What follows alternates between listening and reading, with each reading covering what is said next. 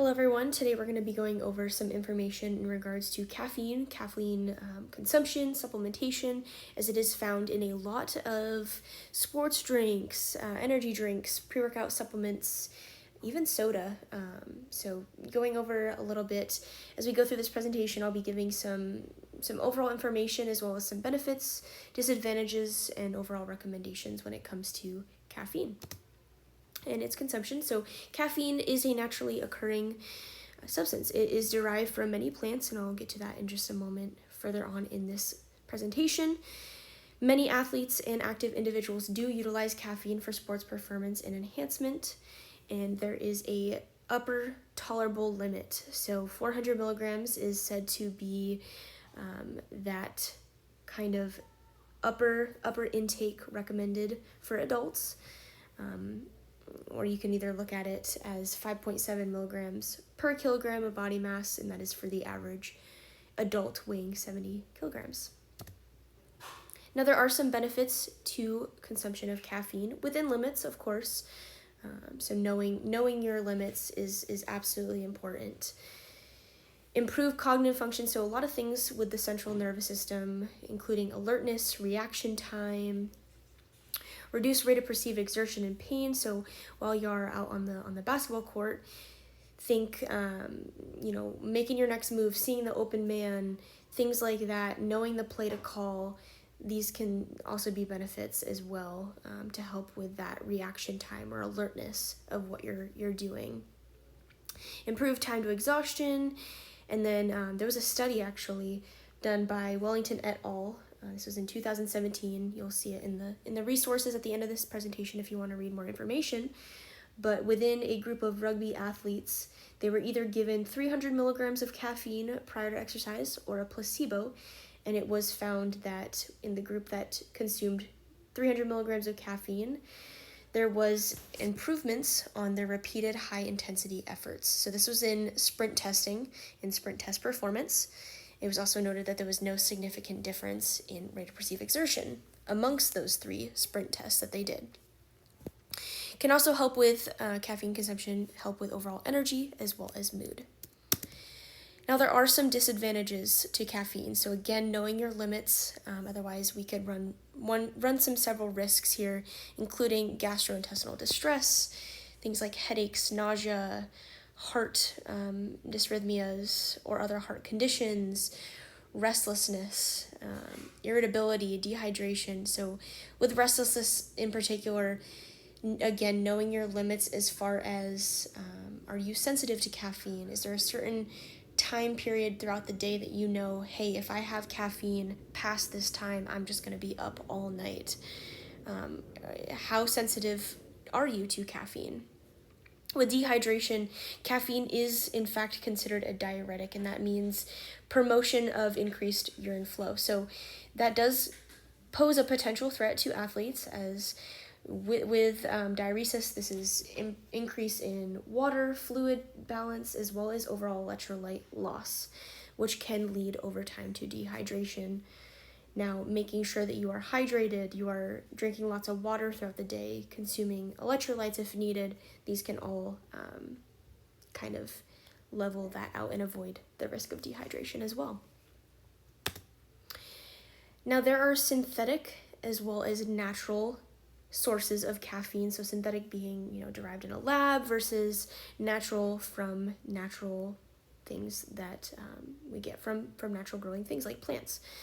So synthetic, as you notice in this nutrition label to the left, this is a basic energy drink and it just labels as caffeine. Now, we don't know where this caffeine source is coming from versus other labels that may say green tea leaf extract, green coffee bean, cola nut. These are all natural derived extracts. So making sure you're reading those nutritional labels is very, very important. Now, there are some risks to synthetic consumption. Overall, caffeine does have a 3 to 7 hour half-life.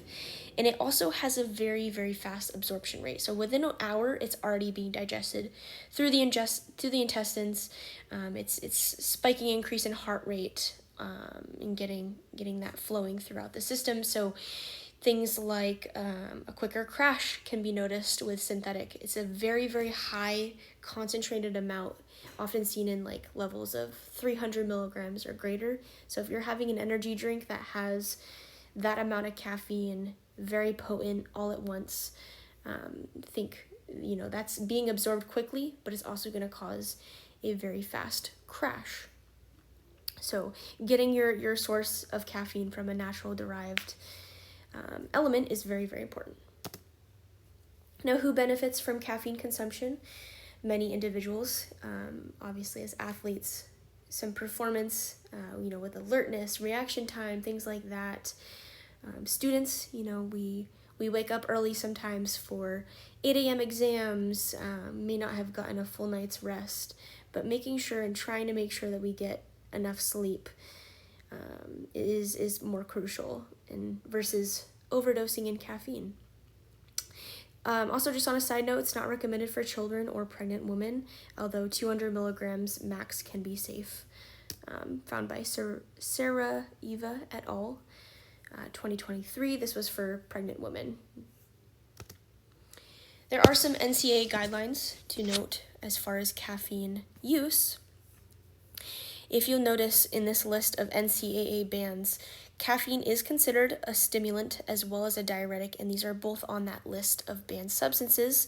Now that's to a certain point. So 500 milligrams would consider you testing positive for caffeine. So my recommendation is to just stay within that daily tolerable upper intake of 400 milligrams and don't go over that. Some other recommendations just going forward. Again, I know I said this a lot throughout this presentation, but know your limits. Staying within that kind of safety net of 400 milligrams to avoid any potential risks. Don't experiment with higher levels on competition day.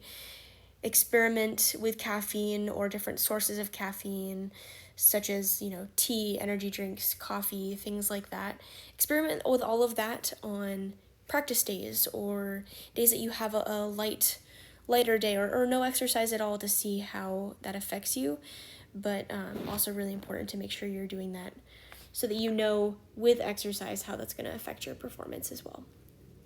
3 to 6 milligrams recommended daily to improve performance. So with athletic performance, this was found by Mogin et al. In 2018. With the risk of it being a diuretic, now make sure that you are consuming enough water throughout the day as well as electrolytes, as I previously mentioned. And get your caffeine source from naturally derived things such as green tea leaf extract, coffee bean, I think another one was cola bean. So, and get a good night's sleep. Don't substitute by any means caffeine for a good night's rest. Don't overdo it. Make sure you're first and foremost getting good sleep, fueling your body properly with enough macro and micronutrients. That also will help with energy levels first. And then we can substitute a little bit of caffeine. Here are some resources. Again, you can look at some more information and some of those studies that I had mentioned. Thank you very much.